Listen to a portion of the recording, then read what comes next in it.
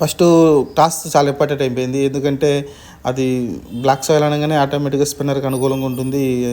ఎందుకంటే అటు పక్క ఏదైతే గుజరాత్ టైటన్స్ పక్కన కూడా మంచి మంచి స్పిన్నర్స్ ఉన్నారు. మనకు రషీద్ ఖాన్ లాంటి ఆహ్, వరల్డ్ క్లాస్ బౌలర్ అయితే వాళ్ళ దగ్గర ఉండటం చూసాం. ఆ ధైర్యంతోనే వాళ్ళైతే ఆ పిచ్‌ని అయితే తీసుకున్నట్టు తెలిసింది.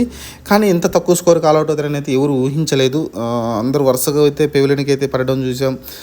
షాహ్ కావచ్చు, సాయి సుదర్శన్, సుమన్ గిల్ కావచ్చు. సాయి సుదర్శన్ అన్‌ఫార్చునేట్‌లీ రన్‌ఔట్ అయ్యాడు. సాయి సుదర్శన్ యాక్చువల్‌గా తమిళనాడు నుంచి ఆడతారు కాబట్టి అతనికి ఇలాంటి స్పిన్ ట్రాకులు చాలా బాగా అలవాటు. కానీ అతను రన్‌ఔట్ అనేది కొంచెం కీలకమైంది అనుకుంటాను నేనైతే.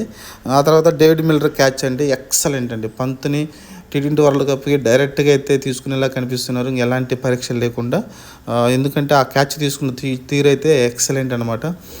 బ్రిలియంట్‌గా అయితే క్యాచ్ పెట్టడం చూసాం. చాలా దూరంగా వెళ్తుంది. చాలా డైవ్ చేసి అయితే ఈ క్యాచ్‌ని అయితే తీసుకోవడం చూసాం. అది కూడా మళ్ళీ అక్కడ రివ్యూ తీసుకున్నారు.